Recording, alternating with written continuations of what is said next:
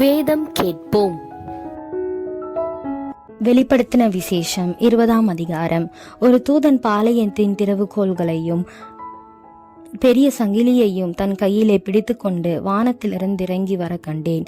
பிசாஸ் என்றும் சாத்தான் என்றும் சொல்லப்பட்ட பழைய பாம்பாகிய வலுசர்பத்தை அவன் பிடித்து அதை 1000 வருஷமளவும் கட்டி வைத்து அந்த 1000 வருஷம் நிறைவேறும் வரைக்கும் அந்த ஜனங்களை மோசம் போக்காதபடிக்கு அதை பாதாளத்திலே தள்ளியடைத்து அதன் மேல் முத்திரை போட்டான். அதற்கு பின்பு அது கொஞ்ச காலம் விடுதலையாக வேண்டும்.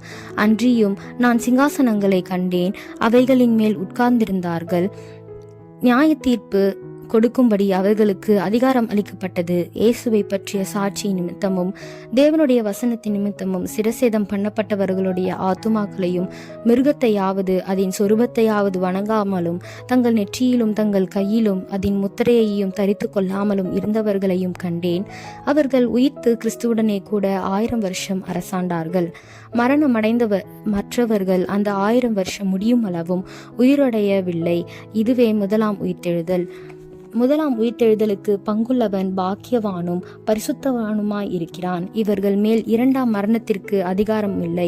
இவர்கள் தேவனுக்கும் கிறிஸ்துவுக்கும் முன்பாக ஆசாரியராயிருந்து அவரோட கூட 1000 வருஷம் அரசாளுவார்கள்.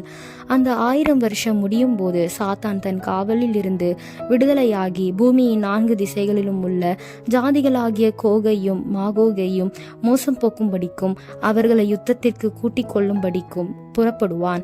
அவர்களுடைய தொகை கடற்கரை மணலத்தனையா இருக்கும். அவர்கள் பூமி எங்கும் பரம்பி பரிசுத்தவான்களுடைய பாளையத்தையும் பிரியமான நகரத்தையும் வளைந்து கொண்டார்கள். அப்பொழுது தேவனால் வானத்திலிருந்து அக்கினி இறங்கி அவர்களை பட்சித்து போட்டது.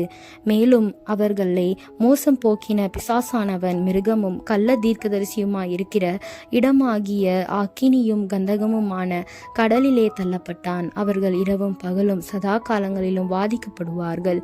பின்பு நான் பெரிய வெள்ளை சிங்காசனத்தையும் அதன் மேல் வீற்றிருக்கிறவரையும் கண்டேன். அவருடைய சமூகத்திலிருந்து பூமியும் வானமும் அகன்று போயின. அவைகளுக்கு இடம் காணப்படவில்லை. மரித்தோராகிய சிறியோரையும் பெரியோரையும் தேவனுக்கு முன்பாக நிற்க கண்டேன். அப்பொழுது புஸ்தகங்கள் திறக்கப்பட்டன. ஜீவ புஸ்தகம் என்னும் வேறொரு புஸ்தகம் திறக்கப்பட்டது. அப்பொழுது அந்த புஸ்தகங்களில் எழுதப்பட்டவைகளின்படியே மரித்தோர் தங்கள் தங்கள் கிரியைகளுக்கு தக்கதாக நியாய தீர்ப்பு அடைந்தார்கள். சமுத்திரம் தன்னில் உள்ள மரித்தோரை ஒப்புவித்தது. மரணமும் பாதாளமும் தங்களில் உள்ள மரித்தோரை ஒப்புவித்தன.